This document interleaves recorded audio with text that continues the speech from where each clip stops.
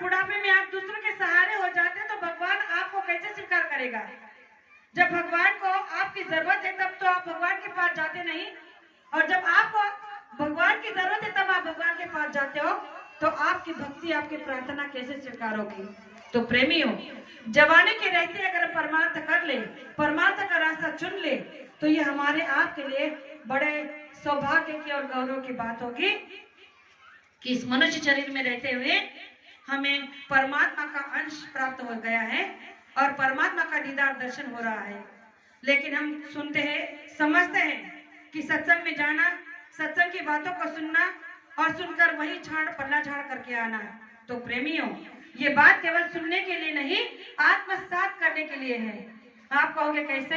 एक बार गुरु महाराज ने ऐसे एक प्रमाण दिया था कि एक सत्संगी थे जो एक दुकान के बनिया थे, सेठ थे। तो वो एक बहुत बड़े महात्मा के शिष्य भी थे। तो वो अपने दुकान को बंद कर देते थे कुछ समय के लिए और सत्संग में चले जाते थे जब सत्संग का समय होता था। तो सत्संग में चले जाते थे, सत्संग को सुन लेते थे, फिर आते, फिर दुकान खोल के दुकान की दुकानदारी करते। तो एक दिन उन्हें किसी कारण बाजार यानी शहर जाना था।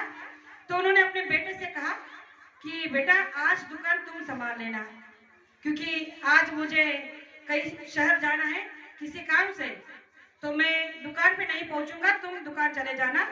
लेकिन हाँ, दुकान से पहले महात्मा जी का सत्संग जरूर सुन लेना, क्योंकि मैं रोज का मेरा वो क्रम है।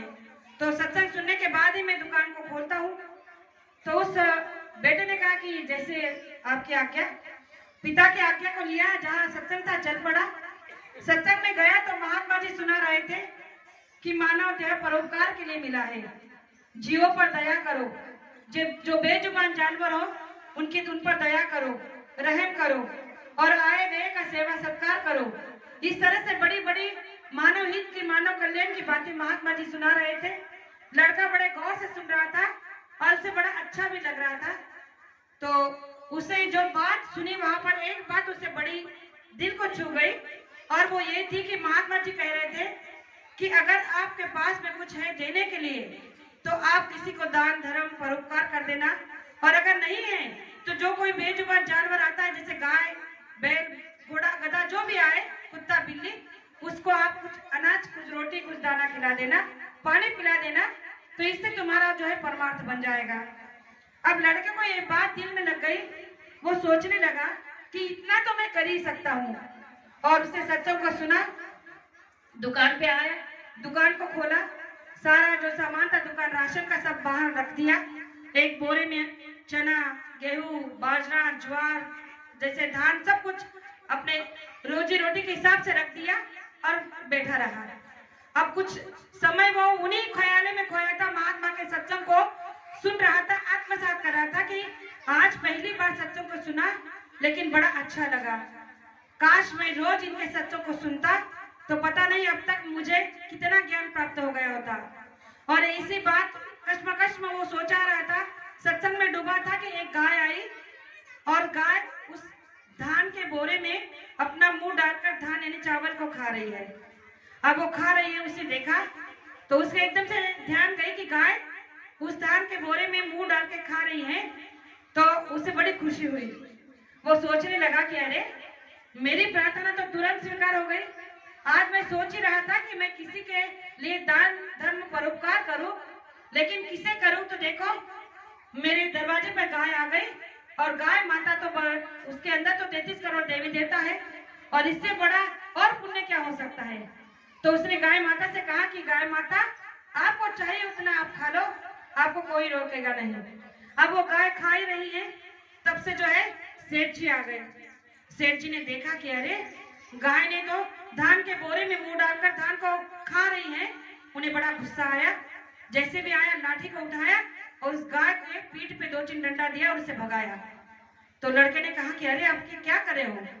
तो उन्होंने अपने लड़के को डांटा, कहने लगा कि मूर्ख, तेरे सामने इतना नुकसान हो रहा है, गाय जो है धान को खाई जा रही है और तू देख के मुस्कुरा रहा है। तो उस लड़के ने कहा कि अरे तो क्या हुआ, थोड़ा सा तो खा, उसके पेट के लिए चाहिए उतना ही तो खाया होगा।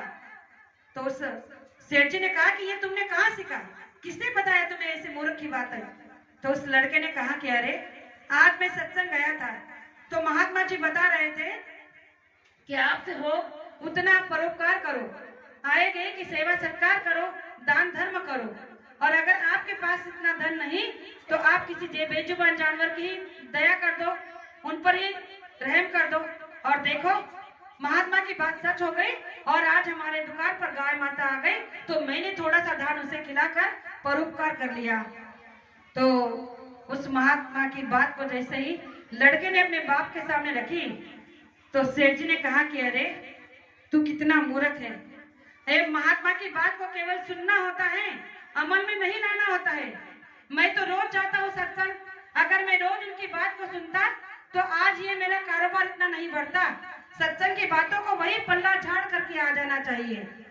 मैं अगर ये बात सुन लेता तो पता नहीं मेरा कारोबार इतना नहीं चमकता। तो ये बात को सुनते ही लड़के ने कहा कि धिक्कार है आपके मानव देह को। अरे इतने दिन से आप सत्संग सुन रहे हो और आपको सत्संग को आपने क्या कहा, पल्ला झाड़, कि वही सुन लेना और वही झाड़ के आ जाना, मतलब पल्ले कुछ नहीं लाना। तो आपने कितना समय बर्बाद कर दिया। उस लड़के ने एक दिन के सत्संग में ये सुना कि सत्संग की गरिमा संसार में सबसे बड़ी है, सत्संग से वचनों से बड़ा इस संसार में कुछ नहीं है। और आपने कहा कि उसे पल्ला झाड़ कर देना। तो उस लड़के ने अपने पिताजी से कहा कि आपके मानव देह को धिक्कार है कि आपने इतना समय व्यर्थ में गवा दिया। अगर मुझे पहले पता होता कि महात्मा जी सत्संग में इतने अच्छे अच्छे ज्ञान की बातें बताते हैं, परोपकार की बातें बताते हैं, आत्म कल्याण की बातें बताते हैं, तो मैं रोज उनके सत्संग में जाता और अपना आत्म कल्याण कर लेता। यही बात हम सब के लिए लागू है। हम सब यहाँ पर बैठे यही कर रहे हैं, सत्संग में जाते भी हैं, सुनते भी हैं, लेकिन पल्ला झाड़। घर जाते ही बीवी, पत्नी, बच्चे, परिवार, संसार, दुकान, दफ्तर, खेती, बेईमानी, चोरी, घुसखोरी, ये सब अपने पास में रखा है तो परमार्थी धन कहाँ बचेगा। परमार्थी धन को रखने के लिए अंदर निर्मलता होनी चाहिए, पवित्रता होनी चाहिए, शुद्धता होनी चाहिए। जब तक आप प्योर नहीं होगे, आपके अंदर में पवित्रता नहीं होगी, तब तक परमार्थ नहीं बैठने वाला। परमार्थ को बिठाने के लिए अंदर में शुद्धता की होना बहुत जरूरी है, निर्मलता का होना बहुत जरूरी है। तो आप कहोगे ये निर्मल